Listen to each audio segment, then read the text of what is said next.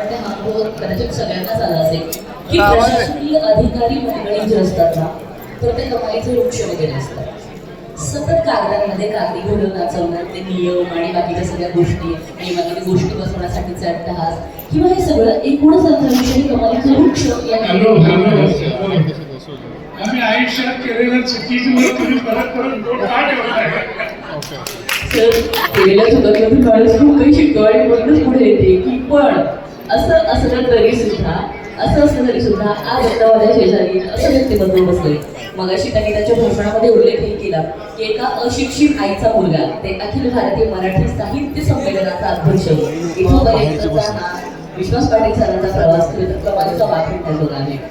झाडाझडती असेल, संभाजी असेल, पाणीपत असेल आणि त्यांची नावं सगळीच पुस्तकं असतील. त्यांनी त्यांना महाराष्ट्राच्या नाही तर जगभरात पोहोचवलं आणि सगळ्यात महत्त्वाचं म्हणजे महाराष्ट्रातल्या प्रत्येक घरातल्या प्रत्येक व्यक्तीपर्यंत पोहोचवलं.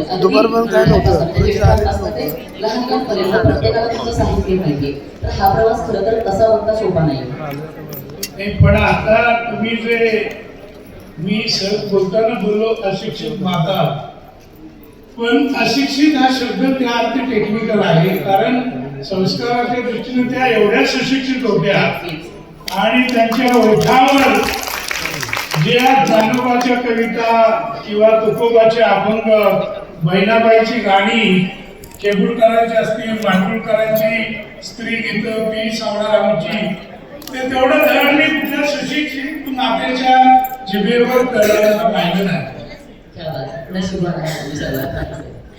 तर पुन्हा येते तुमच्या पेशेवर ज्याची चूक म्हणताय तुम्ही दुरुस्त केली असं म्हणता तुम्ही आज मी जसं मगाशी म्हणाले की महाराष्ट्राच्या कानाकोपऱ्यात पोहोचलाय. पण हे कुठेही नाकारता येणार नाही की प्रशासकीय यंत्रणेमध्ये काम करताना नकळतपणे दुरुक्षपणा येतो. पण त्यातूनही आलेला अनुभव तुमच्या लेखणीच्या माध्यमातून मांडलेले आहे. तर तो प्रवास कसा होता तो जाणून घ्यायला हवा. प्रवास म्हणजे नेमकं काय? तुम्हाला तिथे आलेले अनुभव झाडाझडतीमधून, कारण सगळ्याच गोष्टी आपण ज्या बघतो त्या आपण लेखणीच्या माध्यमातून नाही मांडू शकत, पण तुम्हाला ते जमलंय आणि तुम्ही खूप उत्तम पद्धतीने मांडले. तर त्यावर सरकारी अधिकारी किंवा कोणीही अधिकारी वगैरे असलं तर माझं असं मत आहे की एकूण भारतीय माणसाकडं भरपूर वेळ असतो. तो कसा कौशल्यानं त्याचा उपयोग करायचा हे आपल्यावर असतं. आता नवीन जो सर्वे आलेला आहे त्यानुसार 24 तासातले 6 असो किंवा 2 असो 6 तास प्रत्येक माणसाचे मोबाईल बरोबर खेळण्यामध्ये जातात. आणि आता आमच्या सांगली जिल्ह्यामध्ये कवठे महांकाळ आणि इतर तालुक्यामध्ये गावाच्या गावं बंड करून उठलेली आहे. आणि गावकऱ्यांनी काय ठरवलेलं आहे की संध्याकाळी 7 ते रात्री 10:30 पर्यंत गावात कुणाच्याही हातामध्ये मोबाईल वाजणार नाही, कोणाच्याही घरी टीव्ही दिसणार नाही आणि त्यांचं भरारी पथक असतं. आणि पूर्वी जशा गिरण्या सुरू होताना भोंगा वाजवायचा तसा 7 वाजले की भोंगा सुरू होतो. आणि त्यांचा अनुभव आहे की गावातली मुलं बरीचशी पुन्हा अभ्यासाला लागली. तर आपल्याकडे वेळ मुक्त असतो तो आपण कौशल्याने कसा वापरायचा. मी सरकारी अधिकारी म्हणून नोकरी केली, उच्च सरकारी अधिकारी म्हणून, पण दिवसभर मान म्हणून काम केल्यानंतर रात्री 7-7:30 नंतर रात्री 12 पर्यंत जो क्लबामध्ये वेळ जातो त्या क्लबाच्या वाटेला मी कधीही गेलो नाही. तोच वेळ मी वाचवला आणि रात्री 10-10:30 लवकर झोपून रोज पहाटे 4 वाजता कसं उठता येईल. आणि सुदैवानं त्या काळामध्ये मोबाईल वगैरे एवढे नव्हते आणि त्यामुळं तुमचा पाठपुरावा करणारं नव्हतं. आणि शनिवारी रविवारी मी अक्षरशः भूमिगत वाचतो आणि त्या काळामध्ये माझं उत्तम लेखन झालं. या सगळ्या प्रश्नांचं उत्तर एकाच वेळी द्यायचं झालं तर आवड असते की सवड होते.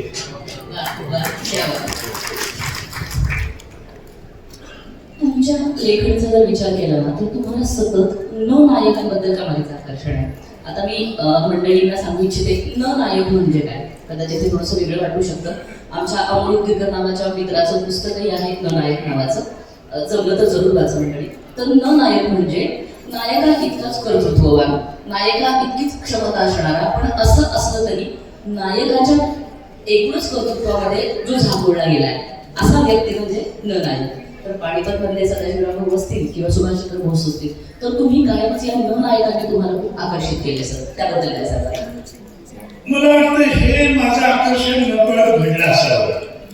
पण ज्यावेळेला मी पानिपत लिहायला सुरुवात केली त्यावेळेला खरं सांगायचं तर भाऊसाहेब पेशवे हे माझे खलनायक होते. आपण मी पानिपत लिहिताना नकाशे बघितले, त्यावेळेला भाऊसाहेबांच्यावर आलेली संकट बघितली, पेशव्यांनी त्यांना दिलेलं धन बघितलं आणि त्या धनाच्या विरोधात लढाईसाठी किती तयारी करायची होती हे सगळं प्रमाण व्यस्त मला दिसलं. आणि हळूहळू माझ्या त्या खलनायकाचं रूपांतर नायकामध्ये झालं. तर हा एक आकर्षणाचा भाग. म्हणजे पुन्हा कसं होतं की काही वेळेला काही व्यक्तीवर अन्याय घडतो, जसा सुभाषचंद्र बोस यांच्यावर महात्मा गांधींकडून घडलेला होता. पण ते कसे एक जबरदस्त कॅपॅसिटीचे व्यक्तिमत्व होतं ते कुठेतरी मानणं गरजेचं होतं. किंवा आज सगळे संभाजी महाराजांच्या नावाने संघटना पाडतात, संभाजी महाराजांच्या बद्दल काही बोलू नका असं म्हणतात किंवा शंभूराजे असं म्हणतात असे म्हणतात. पण असा काळ होता की 20-25 वर्षापूर्वी मराठीतली नाटकं वगैरे हे संभाजी राजांना अगदी एक बदफैली राजकुमार असं समजत होते. पण आमचे साहित्यातले मोठे बंधू शिवाजी सावंत यांनी छावा लिहिली, त्यानंतर मी संभाजी कादंबरी लिहिली आणि आम्ही लोकांपुढे मांडलं की बाबा असं नाही आहे की त्या परिस्थितीमध्ये अवघ्या 22व्या वर्षी हा राजकुमार स्वराज्याचा दुसरा छत्रपती बनतो आणि अवघ्या 9 वर्षांमध्ये स्वतःचं बलिदान या भूमीसाठी कसे करतात ते, आणि त्यासाठी त्यांनी किती भयंकर कष्ट उपसलेले होते. आणि मुख्यतः मला असं वाटलं की फक्त बोलून उपयोग नाही, तर संभाजी राजांनी अगदी तामिळनाडू पर्यंत, मग ती त्रिचनापल्लीची लढाई असेल तिथली किंवा चिकमगळूर जवळ त्यांचा एकदा पराभव झाला, पण तरी जंगलामध्ये त्यांनी 4 महिने राहून आपली फौज कशी वाढवली, पुन्हा त्यांना प्रशिक्षित कसं केलं आणि एका अत्यंत कर्तबगार प्रजाहितदक्ष महापित्याचा बलवान पुत्र म्हणून त्यांनी आयुष्य कसं स्वीकारलं हे महत्वाचं आहे.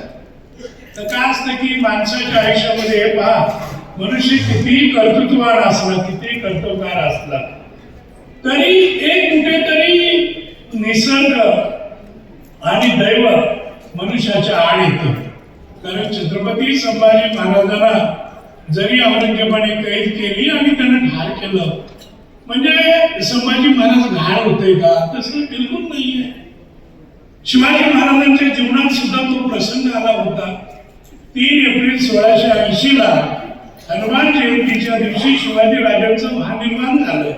पण त्याच्या आधी फक्त 6 महिने म्हणजे 17 आणि 18 नोव्हेंबरला महाराजांनी जालनापूर म्हणजे आजचं जालना गाव जिंकून ते संगमनेर मार्गे ज्या वेळेला राजगडाकडे निघाले होते त्यावेळेला संगमनेरच्या पुढच्या त्या घाटामध्ये शत्रूकडून त्यांचा पाठलाग झाला आणि शिवाजी महाराजांच्या आयुष्यातली ती पहिली लढाई अशी होती की ज्या लढाईमध्ये त्यांच्या डोळ्यासमोर 5000 मावळे ठार झाले. एवढा जो प्रचंड पाठलाग होता त्यातून महाराज कसे कसे वाचले आणि बहिर्जी नाईक वगैरे मंडळींनी त्यांना ओढ्यातून जंगलामध्ये त्या पट्टा किल्ल्यावर नेलं. म्हणजे केवळ सुदैवाने महाराज वाचले. किंवा मगाशी मी तुम्हाला सांगितलं त्याप्रमाणे अक्षरशः 5 वेळेला शिवाजी महाराजांना ठार मारण्याचा आदेश हा औरंगजेबाने आग्र्यामध्ये दिलेला होता. पण यानं त्या कारणावरून राहून गेलं आणि 18 ऑगस्टच्या रात्री त्यांना एका महालामध्ये सन्मानासाठी म्हणून न्यायचं होतं आणि तिथे त्यांना जिवंत पुरण्याचं सगळं यांनी ठरवलेलं होतं, कारस्थान रचलेलं होतं औरंगजेबानं. पण शिवाजी महाराजांना त्या सगळ्या गोष्टीचा पत्ता लागल्यामुळे ते तिथून निघून आले आणि निघून येण्यामध्ये ते यशस्वी झाले. म्हणून मला नेहमी असं वाटतं की जे दैवगती किंवा परमेश्वराचे आशीर्वाद जे त्या विधात्याने परमेश्वरांना भरभरून दिले त्यातल्या 4-5 मुठी कुठंतरी संभाजीराजांच्या जीवनामध्ये कमी पडल्या. अन्यथा तो प्रसंग घडला नसता तर संभाजीराजे सुद्धा महाशिवाजी बनले असते. जसं आपण मगाशी म्हणाल की छत्रपती संभाजी महाराज असतील किंवा नेताजी सुभाषचंद्र बोस असतील, या न नायकांबद्दल लिहिताना लेखक म्हणून तुम्हाला काय काळजी घ्यावी लागली? त्याचं कारण आहे, कारण छत्रपती संभाजी महाराजांबद्दल दुर्दैवाने आपल्याकडचा सुरुवातीचा जर इतिहास आपण बघितला तर तो अत्यंत नकारात्मक पद्धतीने लिहून ठेवलेला होता. आणि त्याला तुम्हाला सकारात्मक पद्धतीने आणण्यासाठी, जसं तुम्ही म्हणालात रणजित देसाई सर असतील, तुम्ही याचा तुम्हा सगळ्यांचं खरं तर फार मोठं योगदान आहे. हे मीच काय अख्खा महाराष्ट्र नाकारणार नाही सर. तर अशा लोकांबद्दल लिहिताना एक लेखक म्हणून काय काळजी घेतली जावी? अशा लोकांबद्दल लिहिताना आणि तुमचे न नायक नव्हे ते कसे नायक होते तर तुम्हाला कागदोपत्री पुरावा द्यावा लागतो. कागदोपत्री सगळं उत्खनन करावं लागतं, अन्यथा ते लोकांना मान्य होत नाही. तर संभाजी राजांच्या बाबतीत आता त्यांची जी गोव्यावरची स्वारी आहे, कसा त्यांनी पणजी जिंकले होते आणि त्या पोर्तुगीज गव्हर्नरच्या पाठोपाठ त्यांनी पाण्यात घोडा घातला होता आणि ते पोहणीला लागले होते. तिथेच ते मृत्यू पावायचे, पण त्यांच्या सहकाऱ्यांनी त्यांना वाचवलं. तर तो सगळा प्रसंग हे सगळं पिसुर्लेकरांसारखे जे इतिहासकार आहेत त्यांनी जी कागदपत्र उपलब्ध केली किंवा ही आपल्या पोर्तुगाल मधून असतील, फ्रेंच मधून असतील, या सगळ्या कागदपत्राचा धांडोळा घ्यावा लागतो आणि ते जबाबदारीने फोडून काढावं लागतं. व्हेरी वेल सर.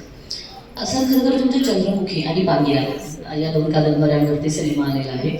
अजूनही मला वाटतं काही प्रोजेक्ट इगो घालता आहेत असं कानावर आहे. खरं तर त्याचं कन्फर्मेशन बाहेर गेल्यावर मी घेईनच तुमच्याकडनं.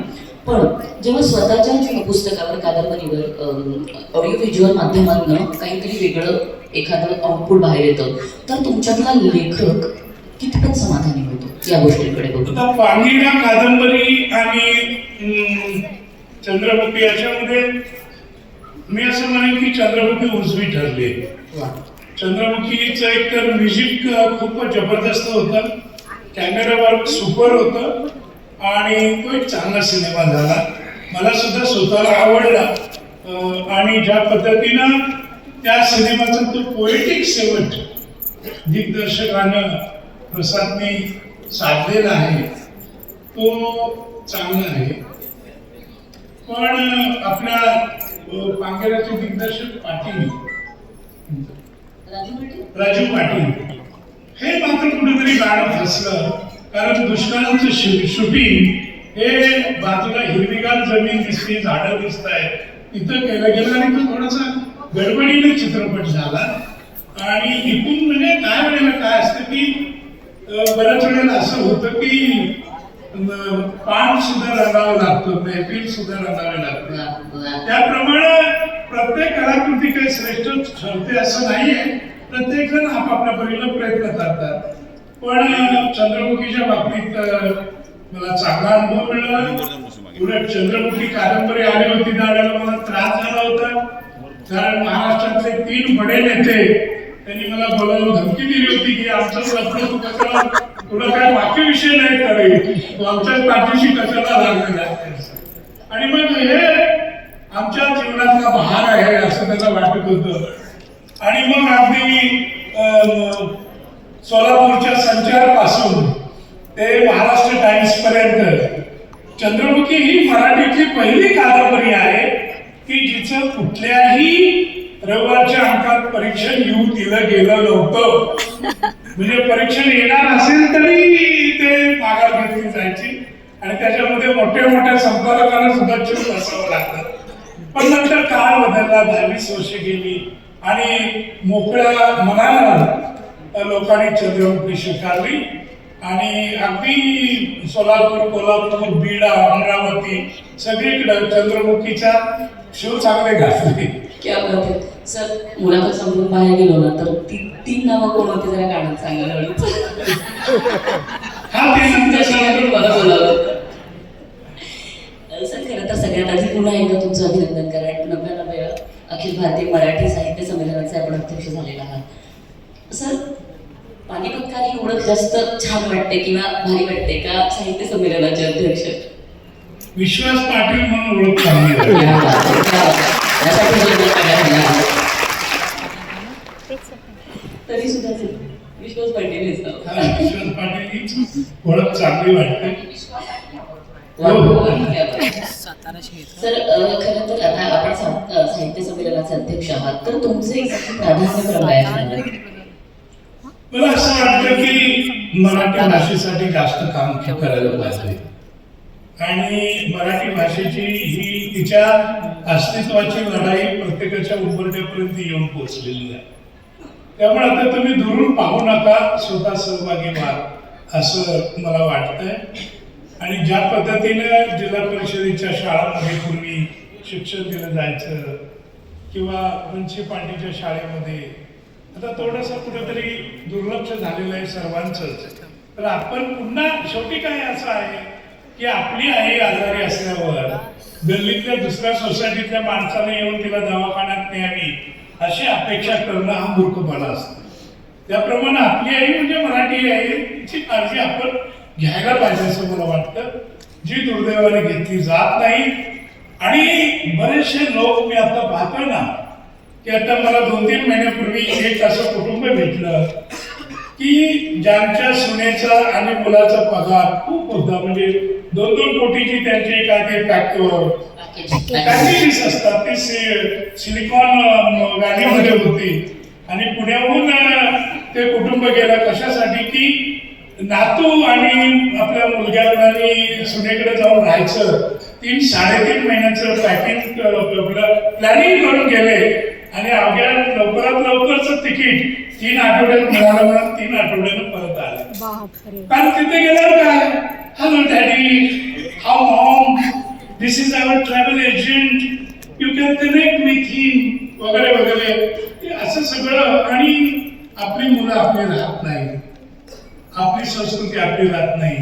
दुसऱ्या एका केसमध्ये त्या बिचाऱ्या वडिलांची इच्छा होती की अमेरिकेमध्ये एवढे पैसे मिळवणाऱ्या आपल्या मुलानं माझ्या अंत्यसंस्काराला यावं. आणि मी त्याच्याशी भांडायला लागलो तर तो मला उलट टाकायला लागला, अंकल काय are you so much emotional. त्याचा बापाचा प्रेम येते आणि हा वेळेला मला सांगतो की तुम्ही इमोशनल का आहात. याच्या उलट जिल्हा परिषदेमधलं मी बघितलं अनेक ठिकाणी जिल्हा परिषदेच्या शाळेत शिकणारं किंवा म्युन्सिपाल्टीच्या शाळेत शिकणारं लेकरू हे आई बापाची श्रावण बाळासारखीच काळजी घेणार. हे कधीही तुम्हाला जिल्हा परिषदेमध्ये शिकलेलं पोरगं तुम्हाला कधीही वृद्धाश्रम आश्रमाचा रस्ता दाखवणार नाही. हा कल्चर मधला फरक आहे. आणि कुठंतरी ह्यातून शिकलं पाहिजे. शेवटी आपल्याला मुसाफरी करायची आहे आणि प्रांत जिंकायचे आहेत. पण घोडा एकदा पक्का असला तर तुम्ही कुठेही मुसाफरी करू शकता. तसं तुमची मराठी भाषा ही पक्की पाहिजे. आता फ्रँकफर्टला आंतरराष्ट्रीय ग्रंथ महोत्सव भरतो. गेल्या वर्षी केंद्र सरकारनं मला फ्रँकफर्टला पाठवलं होतं आणि म्हटलं जरा लोकांच्या फिरून बघावं म्हणून शाळेत गेलो. तिथल्या प्राथमिक शाळेमध्ये तर जर्मनी सारख्या प्रगत देशात प्राथमिक शाळेमध्ये जर्मनी ही लँग्वेज कंपल्सरी आहे. जर्मनीतच तुम्हाला तिथे शिकावं लागतं. ते म्हणतात तुम्ही 7वी 8वी पर्यंत जर्मनीमध्ये शिका आणि मग तुम्हाला जी काही लढाई इंग्रजी फ्रेंच त्या भाषेशी करायची असेल तर ती करा.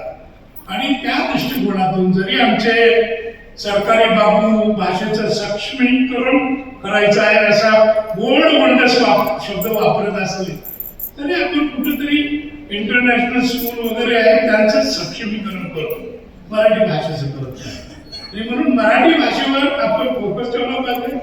मी साहेब तिथे सांगतो की प्रत्येक तालुक्याच्या ठिकाणी आणि प्रत्येक जिल्ह्याच्या ठिकाणी एक मराठी भवन बांधावं. मराठी भवन म्हणजे कसं की पुढे दुकान आणि पाठीमागे मकान म्हणजे कमर्शियल आणि हे असं करू नका. कारण ज्या ज्या सार्वजनिक इमारती कमर्शियल आणि याच्या नादाला लागले तिथं बाथरूम एवढी जागा निवासासाठी राहिली आणि कमर्शियल वाले सगळे जागा घेऊन विकायला झाले. तर त्याच्याऐवजी जुन्या 1975 पर्यंत जशा मराठी शाळा असायच्या एकच त्याचं गणित असायचं की थंडी, ऊन आणि वारा या तिन्ही ऋतूमध्ये टिकून राहणारी इमारत, तशी तुम्ही प्रत्येक ठिकाणी तालुक्याच्या ठिकाणी एक मराठी भवन बांधा. अनेक लोक असे आहेत की ज्यांच्याकडे जमीन आहे आणि ते दान करायला तयार आहेत. मी प्रांत असताना ठाण्याला अशा पद्धतीने 75 चावड्या बांधल्या होत्या आणि कॅश ऑन काइंड घेऊन, म्हणजे वीट मला असेल तर त्याच्याकडून विटा घ्यायच्या, सुताराकडून लाकडं घ्यायची, वाढववाला असेल त्याला विनंती करायची, त्याला वाढून टाकायला लावायची आणि कमीत कमी पैशामध्ये मराठी भवन बांधा. मग आमच्या वृद्ध लोकांना नानांनी पार्कमध्ये जाऊन बसण्याऐवजी त्या मराठी भवनामध्ये येऊन बाबा ग्रंथ कुठले आहेत, वर्तमानपत्र काय आहे, गावातील मराठी शाळा नीट चालली की नाही, शिक्षकांच्या काय अडचणी आहेत, असा चौफेर विचार करता येईल. आणि म्हणून मराठी भवनाची मी कल्पना मांडतो आणि ज्या ज्या तालुक्यात ही भवनं पूर्ण होतील त्या उद्घाटनाला मी नक्की येईल. हा सुंदर मुद्दा मांडला जातो तुम्ही, कारण बेसिकली आपल्याकडे भाषा हे खरं तर काय म्हणतात संवादाचं माध्यम म्हणून भाषेकडे बघितलं जावं. पण जेव्हा ती मातृभाषा असते तर ती केवळ संवादाचं माध्यम नसते, तर ती जसं इमोशनल अटॅचमेंट म्हणालात मगाशी तुम्ही, तर इमोशनल अटॅचमेंटसाठी सुद्धा ती भाषा खूप महत्त्वाचं काम करते. आणि राहिला प्रश्न इंग्रजीचा, तर आपल्याकडे मजा अशी आहे की इंग्रजी येणारा, इंग्रजी ज्याला येते तो म्हणजे हाय क्लास आणि जो अस्खलित मराठी बोलतो तो म्हणजे लोअर क्लास किंवा लोअर मिडल क्लास. म्हणजे मुळात हे जे काही डिस्क्रिमिनेशन आपण करून ठेवले तेच बेसिकली खूप वाईट आहे. नाही, असं काही नाहीये. बघा गेल्या 50 वर्षामध्ये आंतरराष्ट्रीय कीर्तीचे जे मराठी शास्त्रज्ञ झाले त्यापैकी 98% शास्त्रज्ञ हे मराठी भाषेमध्ये, मराठी शाळेमध्ये शिकलेले आहेत, हे लक्षात घ्या.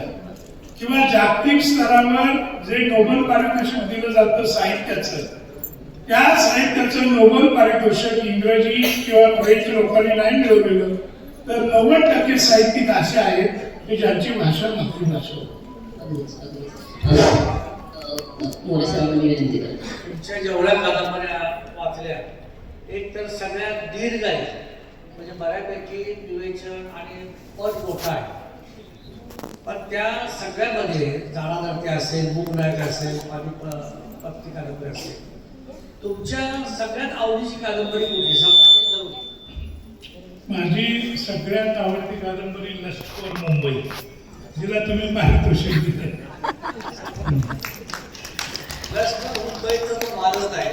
लष्कर मुंबईचा उल्लेख करायचा म्हटलं तर लालबाग परळ आणि तिथला सगळा जो माहोल होता आणि तो एकूणच बघितला तर मुंबईच्या सामंत जे आपण म्हणतो गिरणी कामगार लीडर दत्ता सामंत, दत्ता सामंत आणि त्या अनुषंगाने केलेली जी बाबू होती, तर याच्यामध्ये वास्तवात किती आणि कादंबरीकाराचं स्वतःचं हे किती योगदान? या कादंबरीमध्ये वास्तववादाचा मी फार प्रयोग केलेला. त्याच्यामध्ये डायरेक्ट बाळासाहेब ठाकरे ही कॅरेक्टर आहे, डायरेक्ट दत्ता सामंत ही कॅरेक्टर आहे, अंतुले ही कॅरेक्टर आहे, असे अनेक कॅरेक्टर डायरेक्ट आहेत. आणि इनडायरेक्ट बोलायचं तर 26/11 जे आमचे हुतात्मा विजय साळसकर, जे काय म्हणतात त्याला एन्काउंटर स्पेशालिस्ट होते, त्यांनी मुंबईच्या गिरण्या विकताना अंतर्गत भागामध्ये काय काय भानगडी घडल्या ह्या बऱ्यापैकी मला सांगितलेल्या होत्या. त्याचा मी कौशल्यानं वापर केलेला आहे. तिथली भाषा उचललेली आहे. आपण ज्याला प्रेम म्हणतो, त्या कामगार वर्गामध्ये त्याला धतिंग म्हणायचं. त्या मुलीचं मुलाचं धतिंग आहे. तिथल्या मुलीची भाषा ही स्पष्ट असायची. तर आमची अंजू म्हणते इंदारामला की बघ इंदा, नवरा म्हणून तू मला अखंड पाहिजेस. तर तो म्हणतो अखंड म्हणजे कसं? तर ती म्हणते की मला बाई तू पुराच्या पुरा पाहिजेस, चहात चटणी आणि नवऱ्यात वाटणी नाही पाहिजे मला. म्हणजे चटणी घातल्यावर चहा कसं लागेल? तर याच्यामध्ये मुंबईच्या गिरण्या सकाळी भोंग्यावर जाग्या व्हायच्या. गिरणीचं आयुष्य आणि कामगारांचं आयुष्य या बाबतीत मुंबई आणि सोलापूर काय वेगळं नाही. सोलापूरमध्ये सुद्धा एकेकाळी ही गिरण्यांची परंपरा होती आणि अत्यंत वाईट परिस्थितीमध्ये लोक जगायचे. 10 बाय 15च्या खोलीमध्ये 70 लोक राहायचे म्हणजे जशी कामगारांची पाळी गिरणीमध्ये तशी झोपायची पण पाळी, 3 पाळीमध्ये लोक झोपायचे. आणि खरा युद्धाचा प्रसंग सकाळी असायचा, कारण बाथरूम संडास मर्यादित असायचे आणि 20-20, 25-25 लोकांची लाईन हातामध्ये दांड्याचा डबा घेऊन असायची. आम्ही गावाकडून जायचो, आमच्या घरातले पण 2 गिरणी कामगार होते आणि मग तिथे ते 20-20 लोकांची पाळी संपेपर्यंत संडासला त्या लाईनीमध्ये उभं राहायचं. त्यामुळे पुढे लोक ज्या वेळेला मला विचारतात की विश्वास पाटील तुम्ही जीवनामध्ये कळा आणि वेदना दाबून ठेवायला कुठे शिकला, कळा दाबून जगायला शिकलो. आणि त्याच नगरीच्या पुढे मी कलेक्टर झालो, विलासरावने मला नेमलं जिल्हाधिकारी म्हणून. आणि त्यामुळे मुंबईतले सगळे गँगस्टर त्यांची जी इन्क्वायरी असते, मॅजिस्ट्रेट इन्क्वायरी, ती माझ्याकडे व्हायची. आणि त्यामुळे मुंबईतल्या अनेक गँगस्टरची माझी मैत्री होती. मैत्री म्हणजे कशी करणार तर 4-4, 5-5 दिवस त्यांचे हे चालायचं उलट जबाब, म्हणजे माणसाची ओळख होतेच की. जो कसा ज्याने 200 लोक ठार मारले, त्या आर्थर रोड जेलमध्ये कोर्ट निर्माण केलेलं होतं, कारण पाकिस्तानी अतिरेक्यांनी हल्ला करू म्हणून. आणि तिथे मी एक दिवस साक्षीला गेलो, त्यावेळेला उज्ज्वल निकम तिथे उभे होते आणि साक्षीदाराच्या पिंजऱ्यामध्ये 17-18 वर्षाचा एक कोवळा मुलगा बसला होता. म्हणजे आपल्या चाळीच्या कोपऱ्यावर भाचा एखादा बसावा तसा निरागस, आणि तो कसा होता. त्याच्याकडे बघितल्यावर यांनी 200 लोक मारले असतील असं कधी वाटलं नाही. पण आमचे निकम साहेब म्हणाले, अरे कसाब जी, ये हमारे पाटिल जी है, इन्होंने उपन्यास लिखे हैं, आपके जीवन पर भी उपन्यास लिखेंगे. तर अशा वेगवेगळ्या कॉर्नरमधून जी मी मुंबई बघितली ती त्या डस्ट फॉर मुंबईमध्ये टिकलेली आहे. तुम्हाला एक महत्त्वाचा प्रश्न विचारतो. आता साहित्यिक लेखक म्हणून आपण तर समाजामध्ये वावरताना आपण नेहमी म्हणतो की मुखवटे घालून आपण चालतो. आता मुखवटे घालून लेखकाने कादंबरी लिहिलेली आहे का मुखवट्याच्या मागून लिहिली? काय सांगू मोरे साहेब,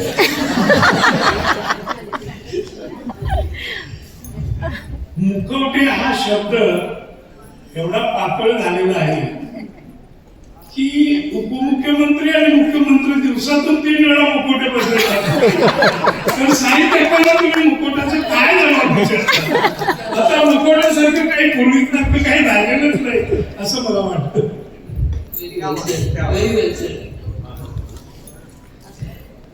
तर साहित्य संमेलनाचे अध्यक्ष म्हणून आपल्याला एक प्रश्न विचारते. आपण मगाशी 79व्या अखिल भारतीय साहित्य संमेलनाचा उल्लेख केला. त्या संमेलनाचे मी कार्यवाह होते आणि 1200 कवी मी सांभाळले. 1200 कवी मी सांभाळले. बापरे. तर आता पण म्हणजे आजच्या पण साहित्य संमेलनाची मी अध्यक्ष आहे कवी चित्राची. आणि अनेक कवयित्री अजून आहेत, कवी आहेत की आमचं नाव नाही आहे. तर अखिल भारतीय साहित्य संमेलनात पण असंच होईल की सगळ्या सत्रांपेक्षा कवी सत्राला जास्त आपल्याकडं मान्यता आहे किंवा जास्त मागणी आहे. तर या कवींसाठी आपण काय करणार? कवी हा वृत्तीनेच बंडखोर असतो, त्यामुळे त्याचं बंड आपण समजून घ्यायला पाहिजे. त्यांना काही योग्य न्याय देणार का? ते मिलिंद जशी कुठे ते पाहतात, तो सेक्शन त्यांच्याकडे आहे. आम्ही फक्त अध्यक्ष आहोत. होय ना, बरं.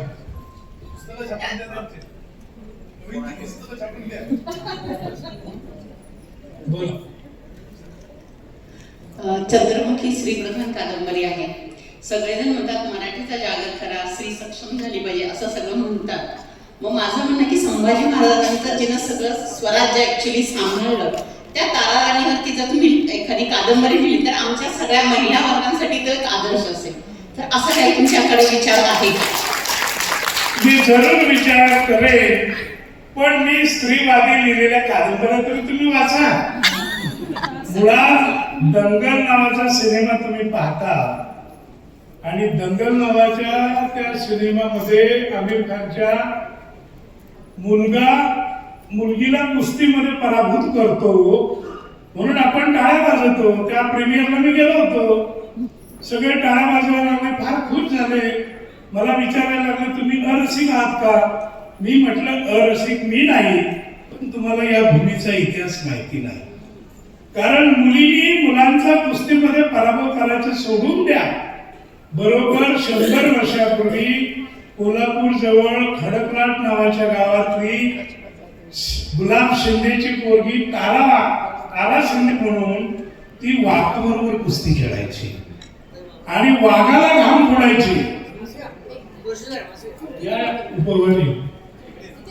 आणि शाहू महाराजांनी तिला बोलवली कोल्हापूरला. तिचा पराक्रम बघितला. तिने खरोखर वाघांना सळोपिपळो करून सोडणारी म्हणून तिला 2 मोठे हत्ती भेट दिले आणि 40 आरती पारशी घोडी भेट दिली. त्याच्यावर 100 वर्षापूर्वी तिने ग्रेट तारा सर्कस म्हणून काढली. आणि जर्मनी जपानमध्ये एक मराठी मुलगी एवढ्या लांब गेलेली होती 100 वर्षापूर्वी, ज्यावेळेला मुली शाळेचं तोंड सुद्धा पाहत नव्हते. तर अशा अनेक पराक्रमी स्त्रिया आहेत.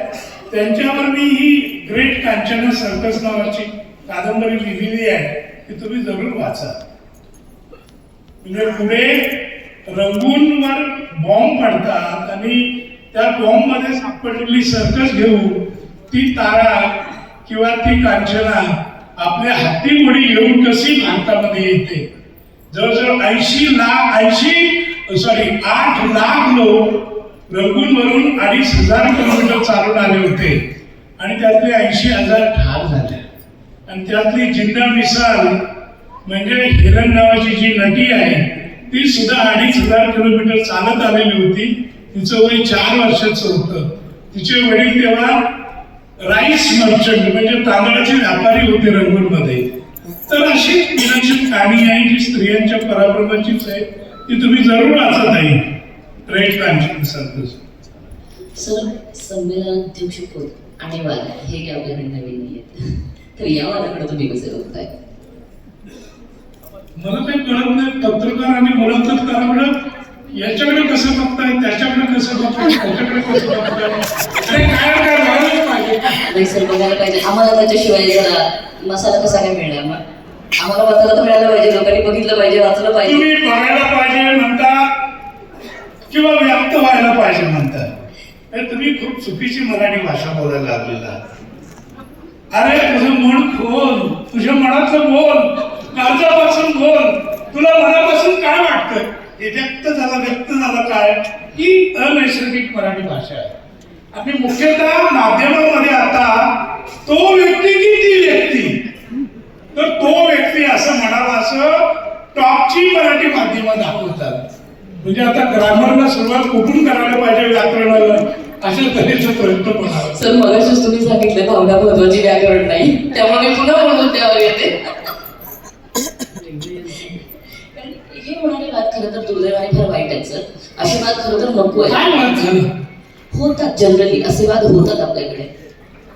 अहो, जिथे वाद हे मुळात जिवंतपणाचं लक्षण आहे. वाद झाले पाहिजे. निर्विवाद गोष्ट झाली म्हणजे काहीतरी भानगड पाठवून डोळ्यासमोर केली असं त्याचा अर्थ होतो. वाद झाले पाहिजे. बसरी बिजोगा शासकीय नोकरी करत असताना आपल्याकडे एक प्रतिभा आपल्या आत दडलेली आहे. कारण मी गव्हर्नमेंटमध्ये होतो. पुढील तारीख देताना आम्ही लिहितो पोता, म्हणजे संपूर्ण झालं पोता म्हणजे पुढील तारीख, किंवा मागील पाऊण पुढे जाताना मा पो पू म्हणजे मागील पाऊण पुढं. अशा गोष्टी माझ्यासह तुम्ही रेव्हेन्यूमध्ये होता, मी लेबर डिपार्टमेंटला होतो. पण असं असताना एक प्रतिभा संपन्न कुठंतरी आत दडलेला आहे, याची ओळख आपल्याला केव्हा झाली. आणि जेव्हा 1 तारीखला आपण अध्यक्ष करत असताना आपला प्रवास प्रेरणात आहे. पण आपल्या आता आपल्याला जर ओळख लवकर झाली असती तर आमचं एखादं कल्याण वेगळं झालं असतं. पण रिटायर होताना आता हे होतं, तर ही ओळख कशी आणि ती जोपासली कशा? नाही, मला माझी ओळख हुहूची कुकू करताना झाली. ते म्हणजे मंत्रालयात पूर्वी विचारलं जायचं, कुहूची कुकू केली का? हो केली. हुजूर हुकमाची पूर्ण पूर्तता केली का? म्हणजे हुहूची कुकू का केली का? आपण साहित्य जाईल तिथं शोधायला पाहिजे. शेक्सपियरला वाटतं की जीवन ही रंगभूमी आहे. मी आता रेव्हेन्यूमध्ये 7-12 मधूनच शिकलो असल्यामुळं मला नेहमी वाटायचं की जीवन हे 7-12चं उद्यान आहे. म्हणजे बऱ्याच वेळेला कब्जेदार सदरी तुम्ही असला तरी तुम्हाला पुढं कुठली कुठली लागलेली आहे, किती घरची आहे, खायची आहे, हे म्हणजे जीवनाचा एक वेगळा अर्थाच आहे. आणि तांब्यांची कविता आहे ना, तू जाता राहील काय जन पळभर म्हणतील हाय हाय. तर आम्ही त्याच्यामध्ये म्हणायचं की तू जाता राहील काय जन पळभर म्हणतील, तू जाता राहील काय जन पळभर म्हणतील हाय हाय. म्हणजे कलेक्टरची किंवा प्रांताची बदली झाली की आम्हाला गाणं आठवायचं, तू जाता राहील काय जन पळभर म्हणतील हाय हाय. नसतील तलाठी नसतील सरकल, नसतील तलाठी नसतील सरकल, मग तुझ्या दाराकडे कोण फिरकल. जो तो धावेल आगे मागे आगे आगे, जो तो धावेल मागे आगे आगे आगे, शोधा रे शोधा नव्या साहेबाचं दार कुठं आहे. मला खात्री आहे पण हे तुमच्या बाबतीत कोणीही म्हटलं नसणार आहे. कारण जेव्हा आता इथे येण्याआधी माझं रविराज वेळे नावाचा मित्र आहे, त्यांना मी सांगत होते तर साधारण 10 मिनिटे तो माणूस फक्त तुमचं कौतुक करत होता. आणि ते कौतुक झाल्यावर मला पुन्हा प्रेशर आलं होतं की उद्या आपल्याला सरांचा इंटरव्ह्यू करायचा आहे. पुढच्या प्रश्नाकडे येते सर.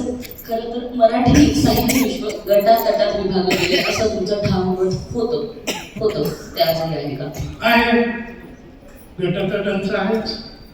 हे बघा, माझ्या साहित्यावर मिलिंद जोशी सुद्धा सांगतील की माझ्या साहित्यावर फारशी काही समीक्षा झालेली नाही, मोठ्या समीक्षकांनी समीक्षा केलेली नाही.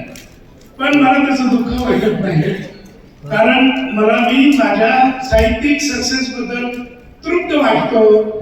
कारण झाडाझडती सारखी कादंबरी आल्यावर जर गोव्याचे ज्ञानपीठ विजेते मावजो सर लोकमतच्या दिवाळी अंकात लिहितात की मला पुनर्वसनावर कादंबरी लिहायची होती, पण अचानक मी झाडाझडती कादंबरी वाचायला घेतली, ती वाचली आणि या विषयावरची कादंबरी लिहायचा मी भेद रद्द केला. किंवा अमिताभ घोष सारखा आता जगजेता लेखक आपल्या आवडत्या 7 भारतीय लेखकांमध्ये माझं नाव घेत असेल, किंवा सुनील गंगोपाध्याय सारखा साहित्यिक, बंगालचे सर्वश्रेष्ठ साहित्यिक, त्यांचं स्वप्न होतं की सुभाषचंद्र बोस यांच्यावर कादंबरी लिहायची. पण महानायक वाचल्यावर त्यांनी स्वतःहून बोलून दाखवलं नाही, तर देश नावाच्या साप्ताहिकामध्ये लेख लिहिला विश्वास पाटील आणि सुभाषचंद्र, आणि त्याच्यामध्ये त्यांनी लिहिलं की मला आता काही या विषयावर कादंबरी लिहायची गरज नाहीये. मला वाटतं ह्या सगळ्या लेखकांनी जे राष्ट्रीय आंतरराष्ट्रीय लेखकांनी कौतुक केलं आणि मग मराठीमध्ये नाही समीक्षा वाटायला आली म्हणून काही वाटत नाही. पण गटातटाचं राजकारण नसावं. कारण बऱ्याच वेळेला असं ऐकू येतं ना की बाबा मी तुझा कथासंग्रह माझ्या विद्यापीठात लावतो, माझ्या कविता तू तुझ्या विद्यापीठामध्ये लाव. असं जे जग हे देण्या घेण्याचे लाग्या बांधायचे हे असं ठरायला नको. त्यामध्ये ज्यांच्याकडे गुणवत्ता आहे त्यांच्यावर अन्याय होतो. आणि म्हणजे मी काय कुणाला नावं ठेवतोय अशातला भाग नाहीये, पण जेवढी दादागिरी साखरेच्या उद्योगात मराठा समाजाची आहे तेवढी दादागिरी साहित्यामध्ये प्राध्यापक मंडळींची आहे की आपल्याला याला आमच्याकडे हळदी कुंकू म्हणतात. मी तुला हळदी कुंकू लावतो, तू मला लाव. सर शेवटचेच मी 2-3 प्रश्न आहे. समजा इतिहासात मागे जाऊन तुम्हाला एखादं पात्र निभवावंसं वाटते किंवा एखादी व्यक्ती जगाविषयी वाटते, तर ते पात्र किंवा ती व्यक्ती कोण असेल? संभाजी, छत्रपती संभाजी. छत्रपती शिवाजी महाराज. याचं कारण आहे की दोस्तो, आखिर बाप तो बाप ही होता. बरं, त्याला रिलेटेड प्रश्न आहे. छत्रपती शिवाजी महाराज जेव्हा आयुष्यभर कधी कुणाच्या हाती सापडले नाही, फक्त एकदा जेव्हा औरंगजेबाने बोलावलं त्यावेळेस ते तिथं गेले आणि तिथं त्यांना अडवून ठेवण्यात आलं. पण ते जेव्हा निघायचे, समजा पुण्याला निघायचं तर ते कोल्हापूरला सांगून निघायचे आणि सरकारांना तेवढं माहीत नसायचं की त्यांची मोहीम कुठे आहे आणि कुठं चालली ते. फक्त ठराविक जे जवळचे त्यांनाच माहीत असायचं. पण नेमकं संभाजी महाराजांच्या बाबतीत हे उलट झालं की त्यांना जवळच्यांनीच घातपात करून पकडून दिलं किंवा हे झालं. मग संभाजी महाराज जास्त विश्वास ठेवत होते की कसं इतरांवर, म्हणजे सहकार्यांवर? त्यामध्ये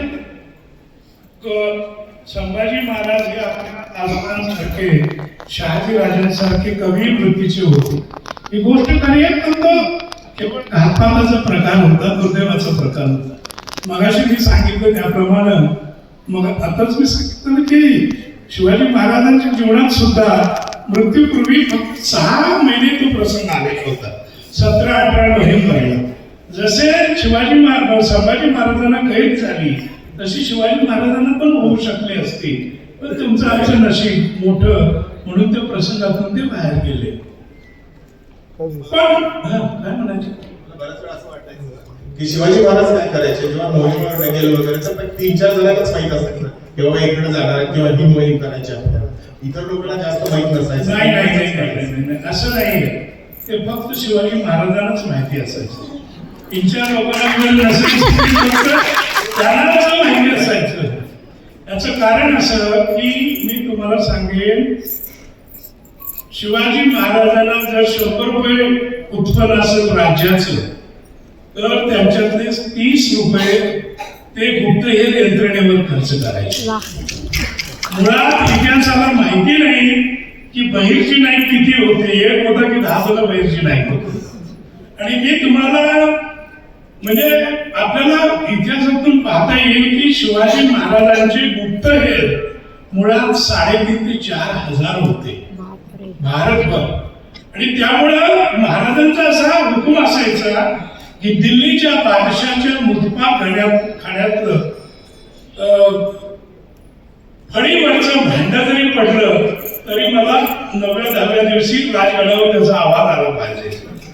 एवढं. आणि औरंगजेबाचे 8 ते 10 मोठे मामलतदार आणि फौजदार हे शिवाजी महाराजांचे गुप्तहेर होते. आणि तुम्हीही माझी आसमान भरारी कादंबरी वाचा, त्याच्यामध्ये शिवाजी महाराजांच्या सुटकेमध्ये 2 मोठ्या व्यक्तींनी प्रचंड काम केलं. त्यापैकी एक मुस्लिम व्यक्ती होती आणि दुसरे एक हिंदू स्वामी होते. मुस्लिम व्यक्ती म्हणजे जहानारा बेगम, ही औरंगजेबाची जी 2-3 वर्षांनी मोठी बहीण होती. तिने राजाला खूप मदत केली. कारण औरंगजेबाचा जो मोठा भाऊ दारा होता त्याची ती मोठी सपोर्टर होती. आणि दारा बरोबर ती होती म्हणून औरंगजेबानं तिला 6 ते 8 वर्ष तुरुंगात ठेवलेली होती. पण 8 वर्षांना पुन्हा तिची सुटका झाल्यावर बादशाही बेगम हा किताब औरंगजेबानेच तिला दिला. याचं कारण की तशी ती खूप कणवाळू होती, घरातली जबाबदार होती. ती मोगलांच्या बांधकाम विभागाची 38 वर्ष प्रमुख होती. आणि दिल्लीचं जामा मशीद आणि आग्र्याचं जामा मशीद तिने बांधलेलं होतं. किंवा जे बाबा आहेत आपल्या राजस्थानातले अजमेरचे बाबा, त्यांचं पारशी चरित्र त्यांनी लिहिलेलं होतं. आणि शिवाजी महाराजांकडे नंतर काही दिवसानंतर ती आपल्या भावासारख्या डोळ्यातूनच पाहायला लागली. आणि त्याचे पुरावे आहेत, प्रचंड पुरावे अलीकडं हाताला लागलेले आहेत. आणि मग शेवटी तिने ज्या वेळेला छत्रपती शिवाजी महाराज विचारतात की तुम्ही असं माझ्या पाठीशी एवढं का राहिलं, आपण ज्यावेळेला म्हणतो की कुणी त्या रामसिंगनी पैसे दिले यायला वगैरे, ताकद आहे का रामसिंगची? औरंगजेब ज्याचे 10.5 लाख फौज आहे आणि शिवाजी हा दुश्मन आहे शिवाजी राजा हे माहिती असताना आग्र्यामधला एक तरी मारवाडी डेअरिंग करेल का महाराजांना पैसे द्यायची? किंवा रामसिंग तरी करेल का? तर त्याच्यामध्ये बराचसा मोठा भूमिका ही जहानाराची होती आणि ती धर्माची बहीण महाराजांनी मानवली. महाराज विचारतात की तुम्ही मला एवढी मदत का केली? त्यावेळेला जहानारा म्हणते की तुमच्या डोळ्यामध्ये मला माझा भाऊ दिसतो. एक भाऊ मी गमावलेला आहे, अल्लाह करे दुसरा भाऊ मला गमवायचा नाही, कारण तुम्ही सर्व धर्म समावेशक आहात. आणि दुसरे आपले शिवमहाभारत लिहिणारे परमानंद स्वामी, ही परमानंद स्वामींनी जे चरित्र लिहिलं, फर्स्ट हँड शिवाजी महाराजांचं चरित्र कुणी लिहिलेलं आहे तर ते परमानंद स्वामी. कारण ते दरबारातच होते, तेच ते सगळा इतिहास लिहित होते आणि म्हणून शिवाजी महाराजांचा खरा इतिहास हा परमानंदनी लिहिलेला आहे. पण त्याच वेळेला परमानंदकडं स्वतःची 5,000ची घोडी होती. आज परमानंद खेडले नावाचं गाव आहे नगर जिल्ह्यामध्ये नेवासाजवळ, आणि परमानंदाचा आज सुद्धा जो मठ आहे तो एखाद्या भुईकोट किल्ल्यापेक्षा मोठा आहे. तिथे आज याची दावण आहे, हत्तींची दावण आहे. आणि परमानंद स्वामींनी काश्मीर पासून ते रामेश्वरापर्यंत या भूमीतले जे योगी, हठयोगी, नाथपंथी, जे सगळे हिंदू साधू होते त्या सगळ्या साधूकडून मदत केलेली आहे. आणि शिवाजी महाराज ज्या वेळेला आग्र्यावरून सटकले त्यावेळेला ते झारखंड मधून आलेले आहेत आणि ते आजच्या छत्तीसगड मधून आलेले आहेत. तिथे डाल्टनगंज किंवा मेदिनी नगर म्हणतात किंवा त्याला तलामो म्हणतात. त्या तलामो गावचा एक आदिवासी राजा होता मेदिनी राय, यांनी शिवाजी महाराजांना पळून जाण्यासाठी मोठी मदत केलेली आहे, आपले वाटाणे दिलेले आहेत आणि महाराज खूप अशा अडचणीतून आलेले आहेत. ज्या वेळेला महाराज येतात त्यावेळेला जिजाऊ साहेब विचारतात की बाळराजे, औरंगजेबाची 10.5 लाखाची फौज असताना तुम्ही नेमके सटकून कसे आला, कसे यशस्वी झाला? त्यावेळेला शिवाजी महाराज म्हणतात की मासाहेब, मी औरंगजेबाच्या आबूच्या स्वप्नामध्ये न दिसेल असा रस्ता पकडला म्हणून मी जिवंत इथपर्यंत येऊ शकतो. तर हे सगळं शिवाजी महाराज हे रसायनच खूप मोठं होतं. आणि या विषयावर मी शेवटचं एक सांगेन की शिवाजी महाराजांना आयुष्य किती मिळालं? 49 वर्षाचं, 18,733. मी देवाशी नेहमी म्हणतो की देवा, स्वप्नावस्थेत की आमच्या राजाला आणखी 10 वर्ष आयुष्य का दिलं नाहीस? कधी कधी देव सुद्धा माझी छेड काढतो आणि म्हणतो चल बेटा, तुझ्या राजाला दिली असती 10 वर्षाची आणखी आयुष्य, त्यांनी काय केलं असतं? मी त्यांना सांगतो की अरे देवा, माझ्या राजाला फक्त 10 वर्षाचं आयुष्य दिलं असतं तर शिवरायांनी भीमा आणि गोदेच्या काठीच नव्हे तर लंडनच्या थेम्स नदीच्या काठावर आमची घोडी नाचवली असती. त्याची मला खात्री आहे. म्हणून मित्रांनो, अनेक महापुरुषांचा अभ्यास केल्यानंतर माझी नजर शेवटी थांबली ती छत्रपती शिवरायांच्या मंत्रकाव्याशी. क्या बात आहे. मला वाटतं यासाठी एकदा जोरदार टाळ्या वाजवून द्या. शेवटचा प्रश्न घेतली असेल. तुम्ही नेहमी सांगता नवोदितांना म्हणूया किंवा नवीन लेखकांना की एकाच विषयाच्या प्रेमात पडू नका. यामध्ये काही स्पेसिफिक कारण आहे का सर? एकाच विषयाच्या प्रेमात पडू नका म्हणजे कोणताही जेव्हा लिखाण करतो आपण त्या लेखनाच्या वेळी एक म्हणजे रोमॅन्टिक किंवा ऐतिहासिक किंवा कविता, तर असं पर्टिक्युलर नवीन लेखकांना फक्त मी एवढंच सांगेन की लेखन ही सहज साध्य गोष्ट नाहीये की जी कागदावर लिहिली आणि लगेच छापायला दिली. लेखन सुद्धा एक आराधना असते. म्हणजे वयाच्या 80व्या वर्षी आणि 90व्या वर्षी सुद्धा आशा भोसले आणि लता मंगेशकर त्या रियाज का करायच्या? का त्यांना गाणं माहिती नव्हतं? गाण्याची स्टाईल माहिती नव्हती? तर त्यांच्या दृष्टीनं ती रियाज नव्हती, ती प्रार्थना होती. 2 फोटो वरच झालेला असं त्याला वाटतं. ते लोकांना वाटलं पाहिजे आणि ते वाटण्यासाठी तुम्ही पुन्हा पुन्हा लिहिलं पाहिजे. धडा दिला जातो की writing is not real writing but rewriting is a real writing. म्हणजे पुन्हा पुन्हा लिहिणं हे खरं लेखन आहे. आणि त्यामुळे फार हुरळून न जाता किंवा अलीकडे मला काय वाटतं की मुलं कवयित्री 3 महिने लिहिण्यामध्ये घालवतात आणि त्याचा प्रचार प्रसार करण्यामध्ये त्याला भेट त्याला भेट 3-3.5 वर्ष घालवतात. त्याच्याऐवजी तुम्ही जर ते 2 वर्ष 1.5 वर्ष साहित्यावर खऱ्या करते घातलं तर लोक तुमच्याकडे येतील.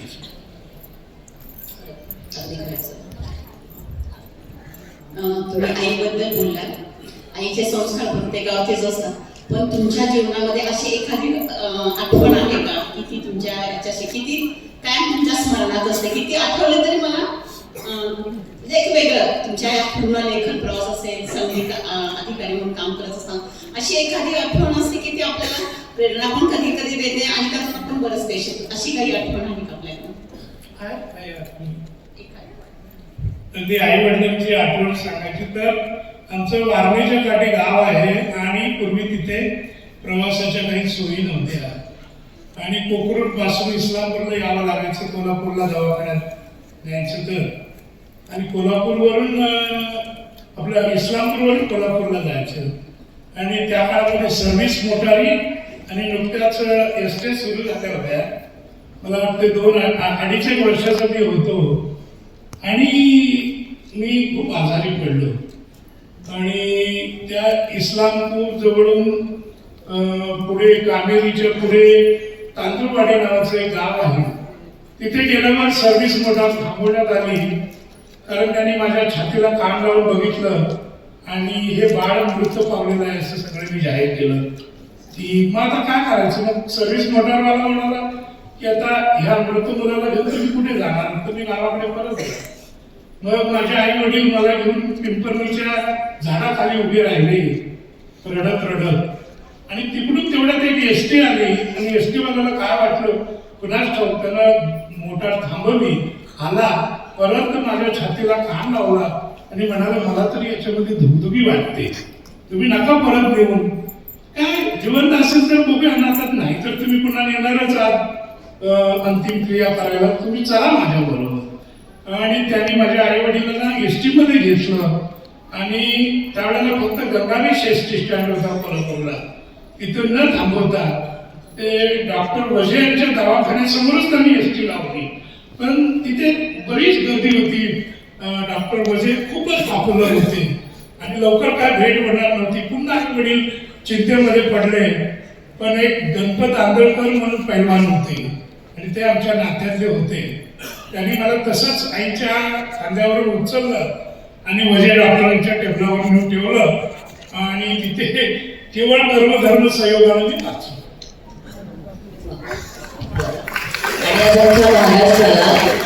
मला तुमच्या रूपाने छान मोठा लेखक मिळाला, त्यामुळे त्या ड्रायव्हर एसटी वाल्याच्या निश्चितपणे आभार मानतो. सर, शेवटचा प्रश्न घेते. आपण सोलापूर नगरीत आहोत आणि सोलापूरचं आणि तुमचं ऋणानुबंध तसे फारच जुने आहेत, तर सोलापूर बद्दलची एक अशी आठवण जी कायम तुमच्या स्मरणात आहे, विशेष आठवण असं म्हणू शकते. अनेक आठवणी. तसे गोमा पवार आमचे चांगले शिक्षक होते शिवाजी विद्यापीठामध्ये. पण कवी संजीव यांची माझ्या मनात नेहमी मोहरदार आठवण आहे. मी पहिल्यांदा नोकरीला लागलो आणि सोलापूर बघायला आमचे ते विलास पाटील सुब्रावचा भाऊ त्याच्याबरोबर मी आलो आणि मग पुन्हा एसटी स्टँड जवळ आला. मी म्हटलं अरे बाबा मला त्या कवी संजीवला भेटायचं आहे. आणि कोणीतरी सांगितलं की त्यांचं आडनाव दीक्षित आहे आणि दीक्षित फोटो स्टुडिओ म्हणून एसटी स्टँड जवळच त्यांची माडी आहे. रात्रीचे 9:30-10 वाजले होते आणि त्यावेळेला त्यांचं वय खूप झालं तर बहुतेक 80च्या पुढे ते असावे. ओला पाऊस पडून गेला होता. जिन्यावरनं मी चढून वर गेलो आणि तिथे लहान मुलं 2-3 दिसली. मी म्हटलं कवी संजीव इथे राहतात का? तर तो त्यांचा नातू असावा. तो आजोबा आप्पा तुम्हाला कोणतरी भेटायला आलेला आहे असं म्हणून सांगत आला. आणि मग मी त्याला भेटलो, त्यांची चौकशी केली आणि मी त्यांना म्हणालो की मी जर सिनेमा केला तर मी तुमची गाणी घेईन. तर ते म्हणाले ठीक आहे बघूया. आणि नंतर 5-6 वर्षांनी जन्मदेव नावाचा सिनेमा करण्याची संधी मला एका प्रोड्युसरने दिली. अश्विनी भावे आणि सदाशिव अमरापूरकर यांचा तुफान खेड्यापाड्यात गाजलेला तो 92चा सिनेमा, संगीतकार राम कदम होते आणि मी म्हटलं मला कवी संजीव पाहिजे. मग आम्ही इथे गाडी पाठवली अँबॅसेडर, आणि अँबॅसेडर गाडीवरून मग कवी संजीव त्यांच्या सौभाग्यवती पण हयात होत्या, दोघांना आम्ही कोल्हापूरला नेलं आणि त्याही वयामध्ये त्यांनी जी गाडी घेऊन दिली. नयन शराबी माझा गाल गुलाबाचा, कस्तुरीच्या केसामध्ये गंध अत्तराचा. या वयाच्या काळी 80 वर्षी जवळजवळ त्यांनी गाडी लिहिलेली. तर या भागातल्या सगळ्या अगदी रामऋषी पासून कवी संजीव, राणा पवार या सगळ्या लोकांनी या मातीनं आणि आम्हाला वेळ लावलेला सोलापूरच्या महाराष्ट्राला, आणि त्याबद्दल सोलापूरच्या मातीबद्दल नेहमीच आमच्या मनामध्ये कृतज्ञता आहे. सरांची ओळख झाली आणि मनोरमा परिवार, श्रीकांत मोरे सर, शोभा मॅडम, मी सर्वांचे आभार मानते. सर तुमचे आभार, कारण या निमित्ताने मला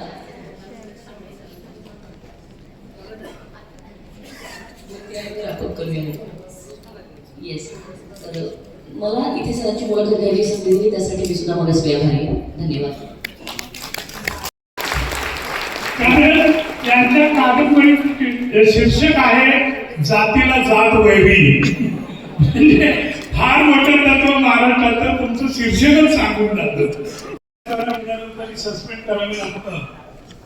मी असाच प्रांत ऑफिसर होतो ठाणे जिल्ह्यामध्ये, आणि एक दिवस कल्याणच्या कोर्टाचा मला नोटीस आली की या तारखेला तुम्ही आमच्यापुढे साक्षीला या. का तर एक तलाठी आम्ही निलंबित केला होता. आता त्यासाठी प्रांत ऑफिसरनं जायला पाहिजे अशी काही गरज नाहीये. त्यासाठी प्रांत ऑफिसरने जायला पाहिजे अशी गरज नाही. मी वकील पाठवला, कोर्ट नाराज झालं आणि त्यांनी परत मला नोटीस पाठवली की या तारखेला तुम्ही आला नाही तर काही खरं नाही. मग मी आणखी मोठा वकील पाठवला. मग कोर्टाने आम्हाला परत नोटीस पाठवली की या तारखेला तुम्ही आला नाही तर तुमच्यावर अटक वॉरंट काढण्यात येईल. मग पुन्हा मोठ्या वकिलाच्या नादाला लागलो. तो वकील म्हणाले, अहो हा पर्सनल इश्यू आहे, स्वाभिमानाचा भाग आहे, तर तुम्ही उगाच कशाला जा, 1-2 मिनिटं साक्ष द्या, काय विचारवायचं असेल परत या, त्यांना दुखवू नका. मी गेलो कोर्टात, तुम्हाला आलो साक्षीदाराच्या केंद्रामध्ये. न्यायाधीशांनी विचारलं, विश्वास गणपती पाटील आपणच का? म्हटलं हो. ही सही? म्हटलं माझीच. या तारखेला तुम्ही या तलाट्याला निलंबित केलं का? हो.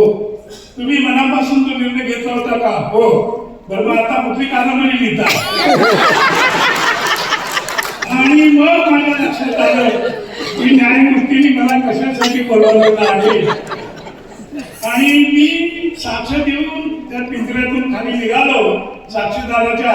तेवढ्यात पांढऱ्या पेहरावरला पट्टेवाला म्हणाला, साहेब गडबड करू नका. मी म्हटलं काय झालं? अहो मी सकाळी बंगल्यावरनं बाहेर पडताना जज साहेबांनी तुमचा पण डबा बरोबर आणलेला आहे आणि दुपारी त्यांना तुमच्या समेत जेवण घ्यायचं आहे.